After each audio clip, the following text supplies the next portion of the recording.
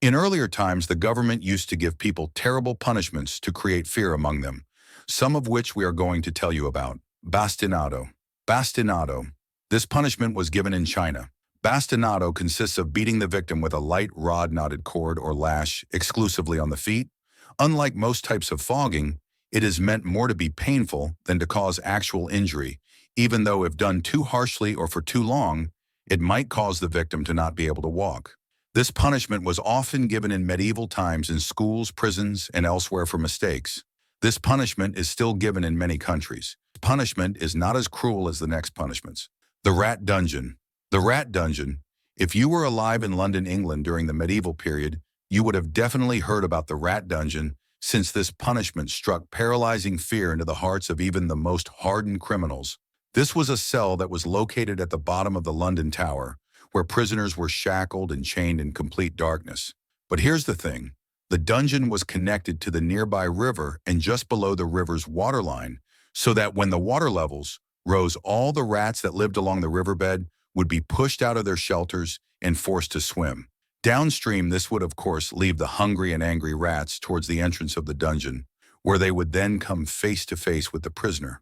But to the unlucky prisoner, he never actually saw anything, and all he would hear were the soft scurries of the rats' feet entering the dungeon, and in a matter of minutes, these soft noises were in the hundreds, and all around him these angry and aggressive rats would then begin to take small bites from the prisoner, who had no way of defending himself now. He might be able to shake the rats off for a few hours, but eventually the prisoner would pass out from pure exhaustion, and while he slept, the rats would continue to take bites from his flesh.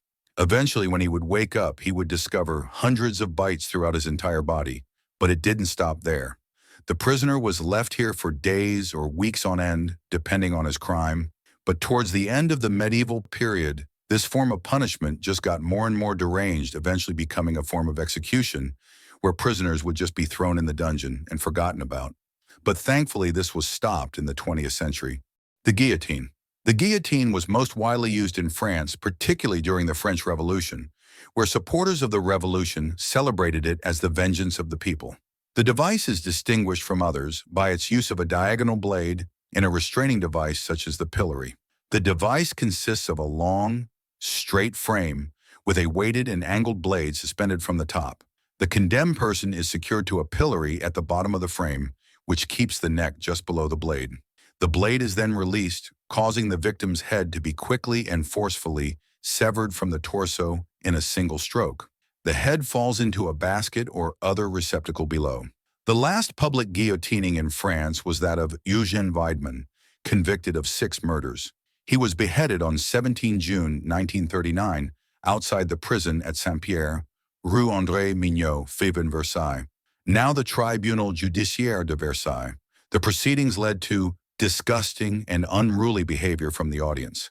The frenzy of the audience was so reprehensible that French President Albert Lebrun immediately banned all future public executions.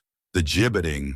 Ah, merry old England, the home of charming accents, great tea, and horrifying public display. In the Middle Ages, you would be walking down the streets and you would find a cage hanging, and inside it, the body of a criminal. This was known as the gibbet, a way of embarrassing the worst criminals, wherein their bodies were taken and displayed in the public square after the hanging. Not everyone who was subjected to hanging was dead yet, also known as hanging in chains. This was often used as one of the longest forms of hanging. The criminal was placed in the gibbet, which was their grave, often in very tight spaces, which prevented them from moving much, which caused a lot of spectacle. They were then hung from a gallows-like structure, and people would come and mock the person. This was sometimes used as a way of carrying out a punishment, whereby the convict was publicly shamed and humiliated. But often they were simply left in the hot sun or cold until they died of thirst or exposure. Once the criminal died, his punishment was over. But while it was common to leave the body hanging for a long time, this was not the most infamous way to punish convicts. The crucifixion. The crucifixion. In Roman times, they created one of the most brutal execution methods ever. And of course, it's the only method that millions of people are exposed to in church every day. Everyone knows the most famous person who was crucified. The Roman general Varus single-handedly crucified 2,000 Jews just before the calendar changed from BC to AD.